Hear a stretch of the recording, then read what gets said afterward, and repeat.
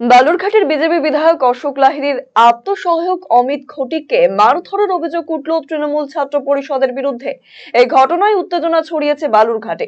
জানা গেছে, পরিবারের সদস্যদের বাঁচাতে গিয়ে আক্রান্ত হন তিনি। অভিযোগ, সোমবার রাতে বালুরঘাট শহরের বিশ্বাসপাড়া এলাকায় পরিবারের 3 সদস্যকে মারধরের প্রতিবাদ করতে গিয়ে আক্রান্ত হন অমিত খটিক।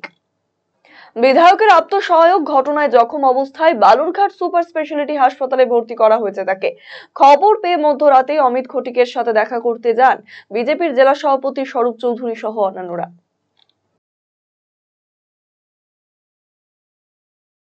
দেখুন, বালুরঘাটে যেভাবে তৃণমূলের যে সন্ত্রাস চলছে তার আজকে উদাহরণ দেখুন। আমাদের পার্টির কর্মী, বিশেষ করে বালুরঘাটে এমএলএ অশোক লাহিড়ীর পিএ, তাকে তৃণমূলের কিছু গুন্ডা যেভাবে মেরেছে, এটা অনৈতিকভাবে ওইভাবে মেরেছে। কেননা তার মাথায় যেভাবে চোট আছে তাতে একটা গুরুতর বিষয় হতে পারত।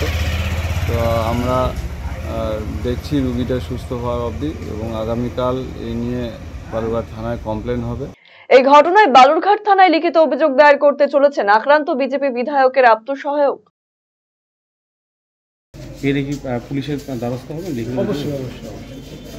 এই ধরনের অ্যাটাক, মানে যেটা জানা যাচ্ছে তৃণমূল ছাত্র পরিষদ, মানে কলেজেরই সব এরা নাকি এসে মারধর করেছে, এরকম একটা জানা যাচ্ছে। ছাত্র পরিষদ থেকে সেটা আমি বলতে পারি, কিন্তু কলেজে ছিল সেটা আমি জানি। মানে মারধরের কারণটা কি কিছু বোঝা যাচ্ছে না, আমি আসি দেখি অলরেডি এদের আমার জামাইকে মেরেছে, আমি আসে আটকা দেখেছি, আমাকেও সাউন্ড মারতে শুরু করে দিয়েছি।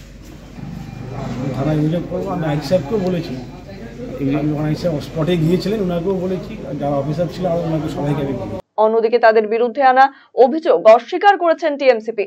অভিযোগ পেলে পুরো ঘটনা খতিয়ে দেখার আশ্বাস দেওয়া হয়েছে বালুরঘাট থানার তরফে। দেখুন, বালুরঘাট কলেজে খুব শান্তি শৃঙ্খলার সাথে বালুরঘাট কলেজে পুজো হয়। এবারও শান্তি শৃঙ্খলার সঙ্গে পুজো হয়েছে। বাইরে কোনো ঘটনাকে কেন্দ্র করে নিজের পারিবারিক সমস্যা বা নিজেদের মধ্যে বিজেপির গোষ্ঠীকণ্ডলের জেরে যদি ওরা নিজেরা মারামারি করে তৃণমূল ছাত্র পরিষদকে কালিমালিপ্ত করবে ভাবে মনে করেছেন, তাহলে তারা মূর্খের স্বর্গে বাস করেছে। তৃণমূলের খুব শান্তিপ্রিয়ন দল, ঠিক আছে। তবু আপনাদের মুখে আমরা শুনলাম, যদি তৃণমূলের কেউ এই ঘটনার সঙ্গে যুক্ত থাকে আমরা উচ্চতর কর্তৃপক্ষের কাছে জানাবো, দলের মতন ব্যবস্থা নেবে।